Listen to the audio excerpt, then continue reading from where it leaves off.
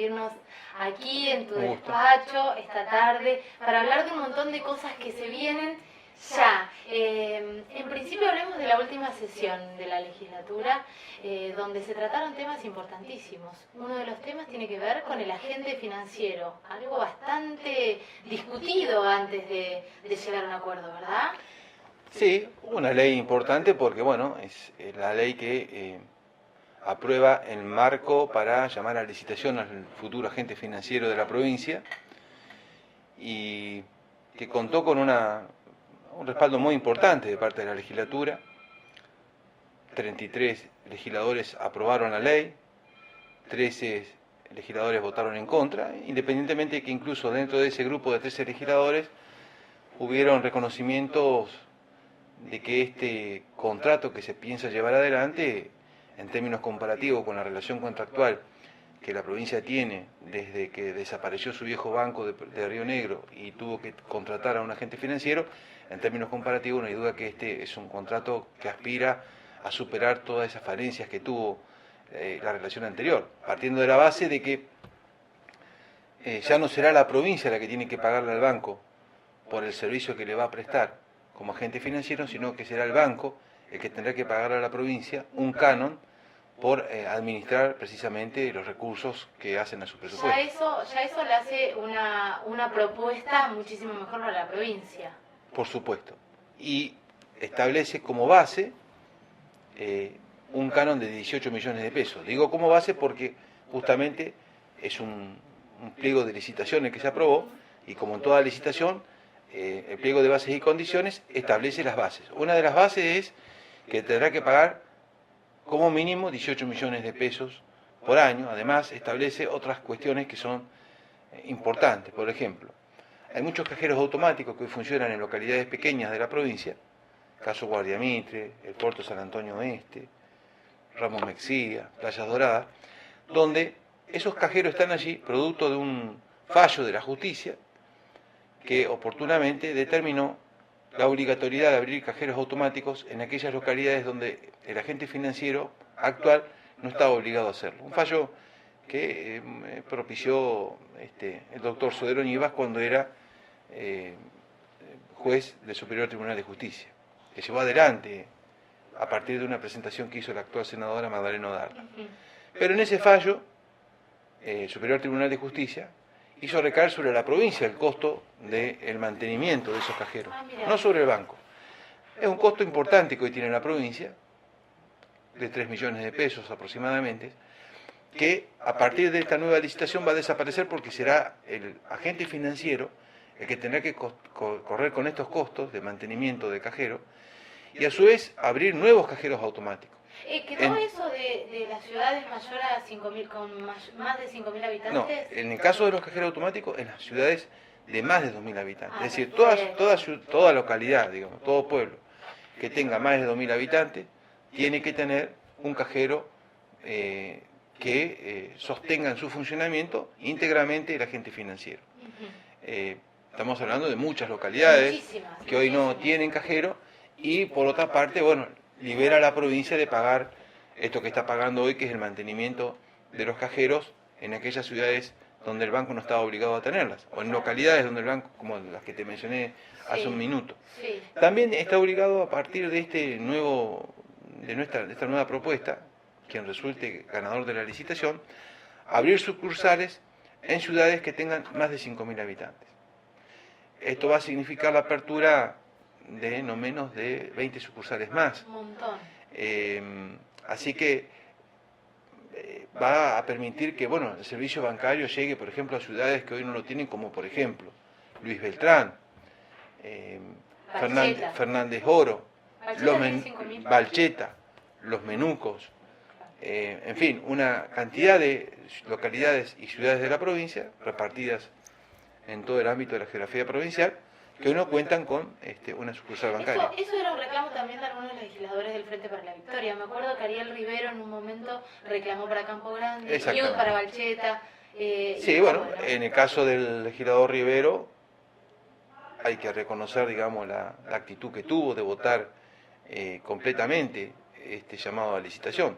Rivero, del Frente para la Victoria, junto con la legisladora María Maldonado de Pomona, que también lo votó, la legisladora Graciela Holtz de Sierra Grande, que también lo votó, y también el legislador Elvin Williams de Luis Beltrán, del Frente para la Victoria, que también votó esta ley, junto con los legisladores de la coalición cívica, el legislador Ocampo, la legisladora Agostino, la legisladora de la Unión Cívica Radical Soraya Yaguar, por supuesto la totalidad del bloque de Juntos Somos Río Negro.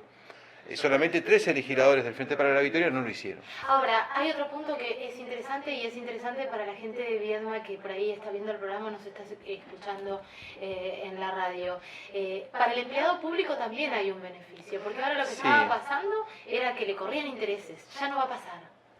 Sí, lo que va, digamos, el contrato que va a surgir de esta licitación establece que el agente financiero no podrá debitar en la cuenta sueldo de los empleados estatales ningún cobro, sea de un crédito, de tarjetas de crédito, hasta que no se le acredite el sueldo.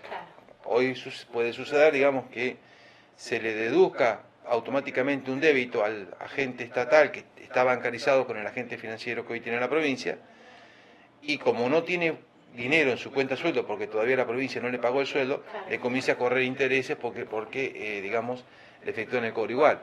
Bueno, esto va a desaparecer, digamos, como producto de esta nueva licitación que vamos a hacer. También va a tener que destinar ese agente financiero que gane la licitación un porcentaje no menor al 10% de su cartera prestable al sector de los trabajadores estatales en líneas de créditos que digamos, tengan beneficios respecto a las líneas de créditos iguales que se ofrece al resto de la población. Ajá. Eso pasa con la fruticultura también, ¿no? Hay algo relacionado con también prevé, digamos, que un porcentaje equivalente el agente financiero lo va a tener que destinar al sector de la producción. Lo que buscamos es que el agente financiero se transforme también en una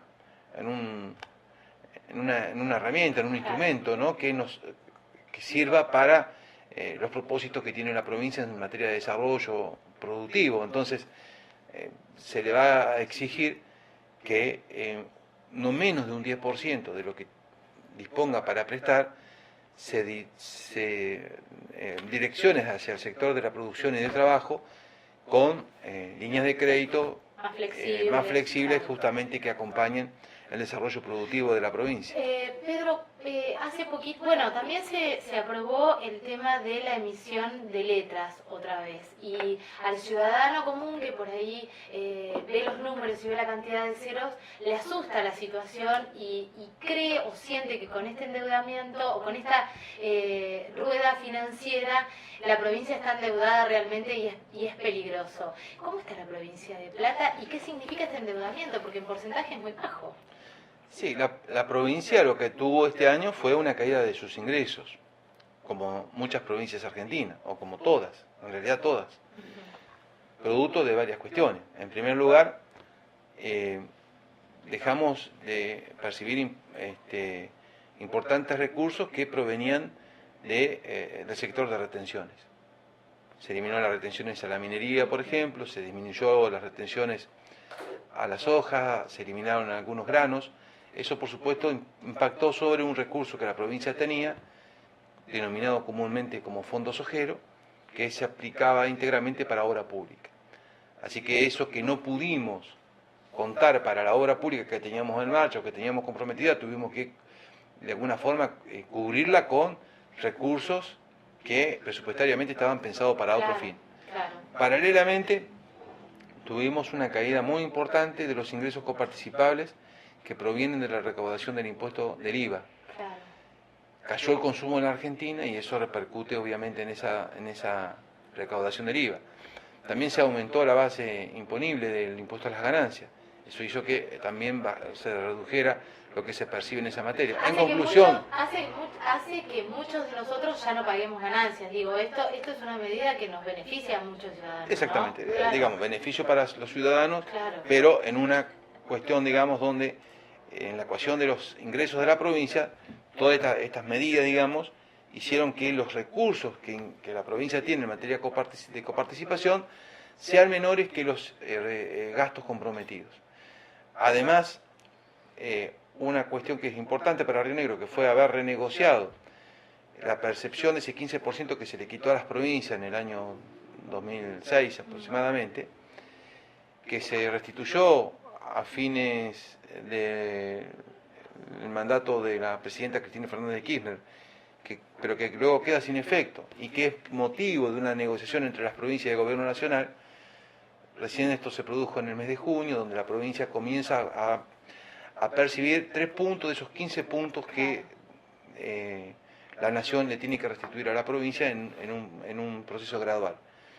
En definitiva, digamos, la provincia ha vivido un año en donde ha tenido caída de los ingresos, fundamentalmente en materia de coparticipación, porque los ingresos propios de la provincia crecieron, es decir, la recaudación propia de la provincia en términos de su comportamiento han sido mejores que los del año pasado, pero no alcanza, digamos, a compensar eso, lo que significa la caída de los ingresos en materia de coparticipación. Claro, entonces, exactamente, ese déficit nosotros lo tuvimos que resolver apelando a una herramienta financiera que es la emisión de letras del Tesoro. De esa forma... Esto no nos compromete demasiado, como dicen, se compromete el futuro de nuestros nietos, de nuestros hijos.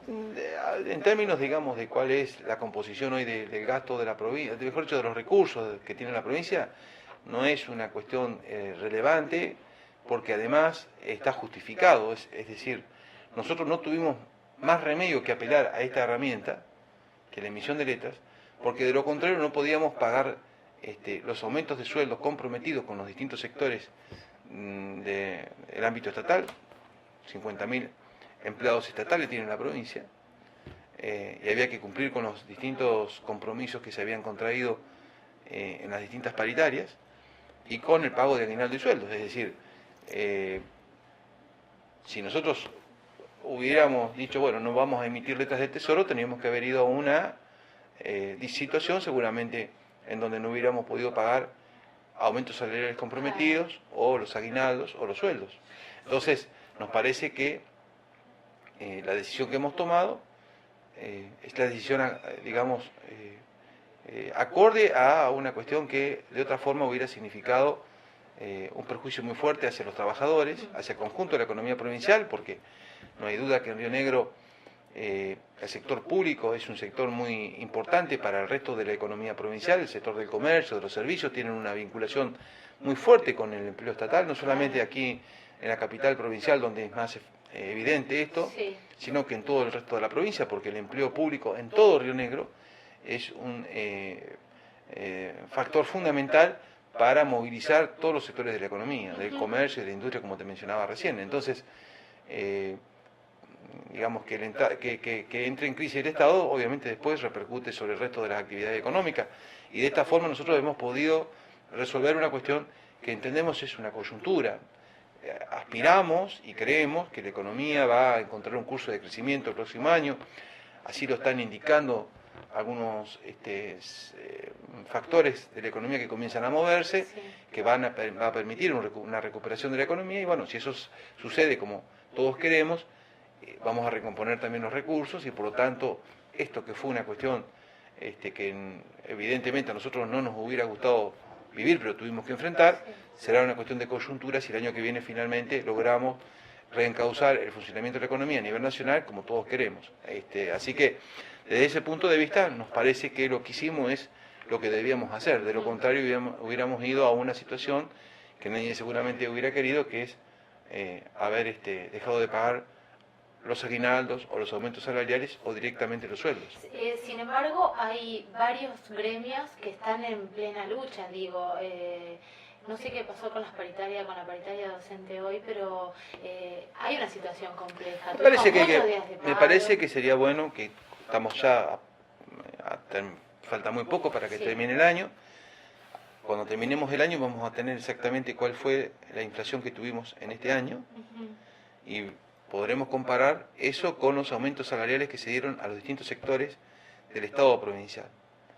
Y a partir de allí tener un elemento objetivo para evaluar, digamos, cuál ha sido la cuestión, digamos, para centralizar bien, digamos, cualquier tipo de reclamo, de demanda que nosotros por supuesto comprendemos. Ahora, Lo que sí es cierto también es que la provincia hoy, si tuvo que emitir letras del Tesoro, es porque está en una situación de dificultad. Esto es como, supongamos, en una casa, qué sé yo, vamos a suponer que vos tenés que ir a tomar un préstamo porque no te alcanza tu sueldo para terminar el mes, y instantáneamente en tu propio seno familiar recibís una demanda de algo que vos no podés, obviamente, comprar porque estás justamente apelando a un crédito para poder resolverlo más inmediato.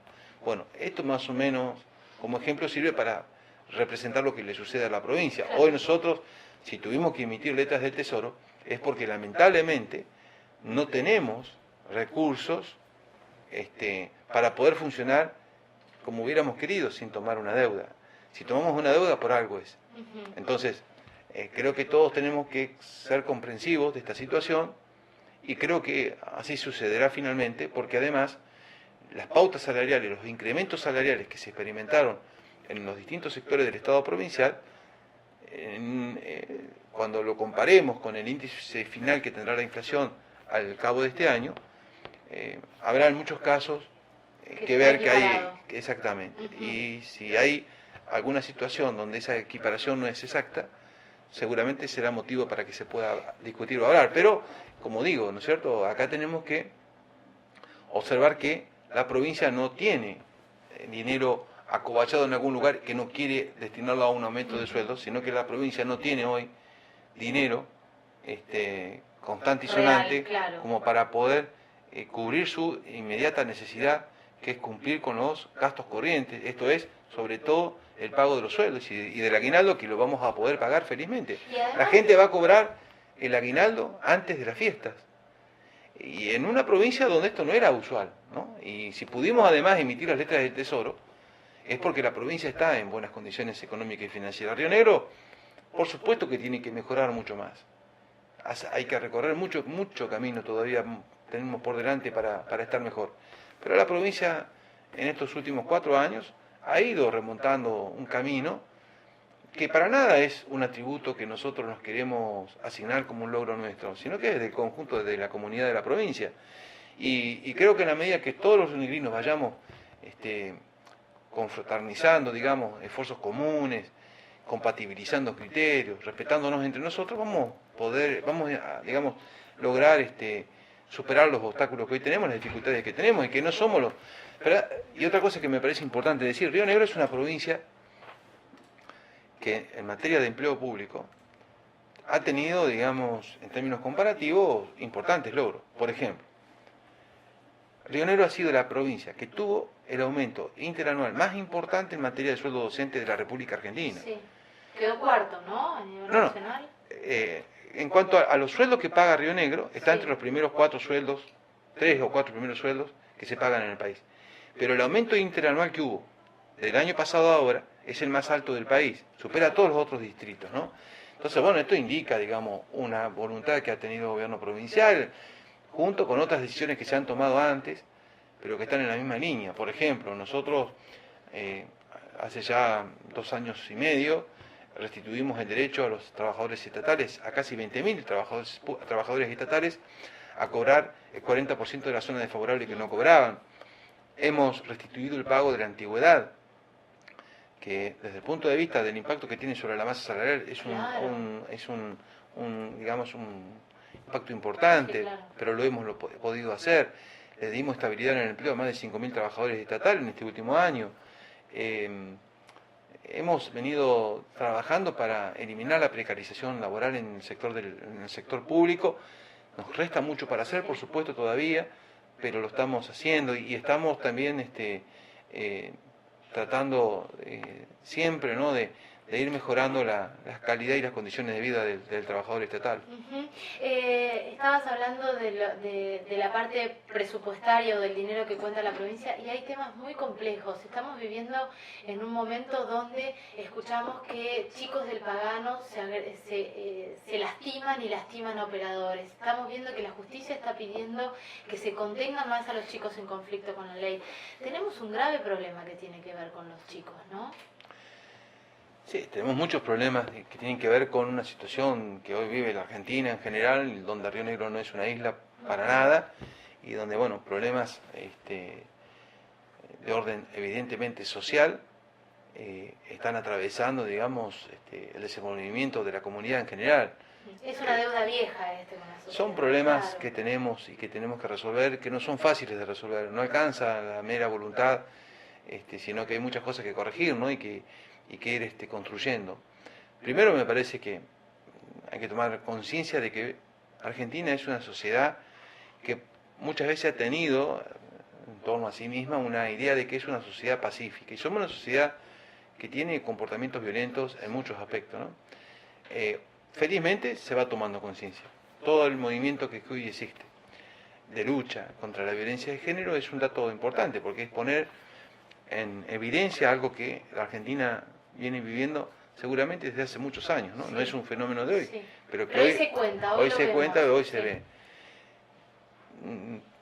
Pero en general, bueno, es una sociedad que cuando vos tenés un índice de 32% de pobres, es muy difícil que no haya violencia, porque la pobreza es la manifestación más cruda Claro. de la violencia, ¿no? Entonces, Claro.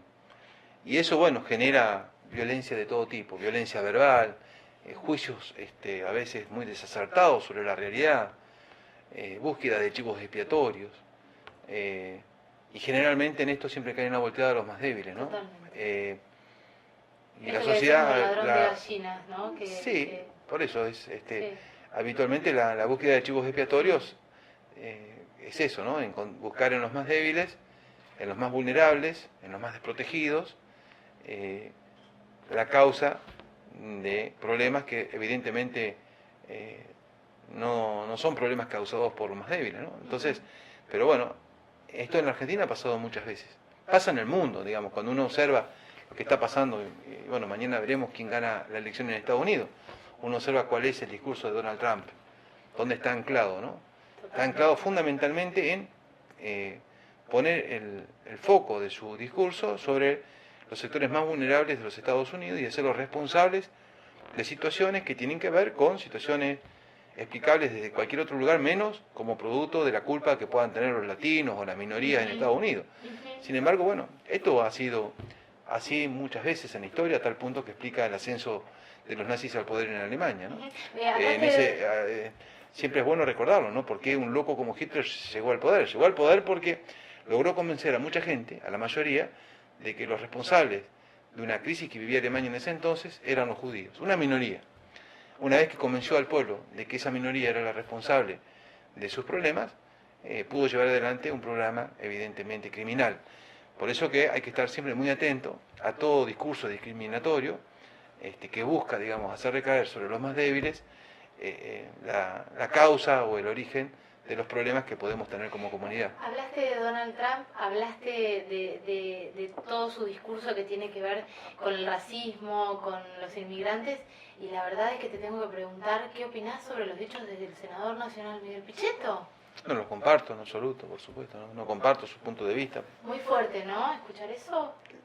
Porque me parece que, digamos, es funcional a ese... No creo que Pichetto íntimamente piense que los problemas de la Argentina se resuelven desde ese planteo simplista, ¿no? De pensar que muchos problemas que tenemos en el sistema de salud o en el sistema de seguridad es porque llegan hermanos de los países vecinos a trabajar al país.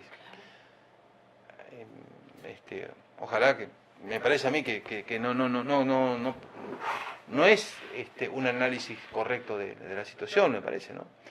Están pidiendo desde el Frente para la Victoria, están pidiendo la renuncia a la presidencia del bloque, digo, se armó un lío bastante fuerte con estas declaraciones. Por eso, yo creo que la cuestión medular es que los problemas que tiene la Argentina, que son muchos, y problemas, digamos, que afligen a todos, vos calculás que el primer problema que hoy aparece como el gran problema de la Argentina es el problema de la seguridad. Después viene el problema del empleo, del trabajo. Sí, claro. Bueno, asociar esas dos cuestiones a la migración que puede llegar a los países vecinos, por un lado, que los migrantes de los países vecinos pueden ser automáticamente portadores de conductas delincuenciales o paralelamente quienes le quitan el empleo a un argentino, bueno, eso frente a esto que aparece como el problema principal, seguridad y trabajo, me parece, bueno, que es un discurso que puede enseguida conseguir muchos adeptos. Totalmente. Pero cuando uno va, digamos, a la Impacta. realidad, digamos, si uno observa, digamos, cuáles son los reales índices, los reales datos que explican una cosa y la otra, observa que esto no tiene ninguna relevancia. A tal punto que en algunos casos no habría, por ejemplo, horticultura en el Valle Inferior si no hubiera hermanos bolivianos trabajándola aquí, ¿no? Totalmente. O no habría quien levante la cosecha en algunos lugares de la Argentina si no hubiera hermanos de los países limítrofes incorporando su esfuerzo para eso. Totalmente. Habría economías regionales que no podrían funcionar más en Argentina, probablemente. Y este es un país además que se construyó con inmigrantes. Y un país que además tuvo una ley de residencia que se usó en algún momento para echar del país a los inmigrantes que determinados sectores del poder consideraban no deseables, ¿no? Por sus ideas políticas fundamentalmente. Claro, claro. Entonces, bueno, me parece que eso la Argentina ya lo recorrió en su momento. Supongo que lo que dijo Pichetto no es más que un exabrupto que ojalá lo rectifique, porque sería muy bueno para él, sobre todo, ¿no? Que no creo que como un hombre que se ha formado fundamentalmente en las ideas del peronismo, que tiene entre sus principales ejes la reivindicación de la patria grande latinoamericana, y donde un boliviano, un peruano, un paraguayo o un brasileño son para nosotros hermanos, Claro. no inmigrantes, hermanos, porque esto está en digamos, en el núcleo central del pensamiento de Perón, de Eva Perón, y en donde la búsqueda de la igualdad además es un criterio fundamental de esas ideas, ¿no? No creo que cuando lo reflexione supongo que se irá a rectificar.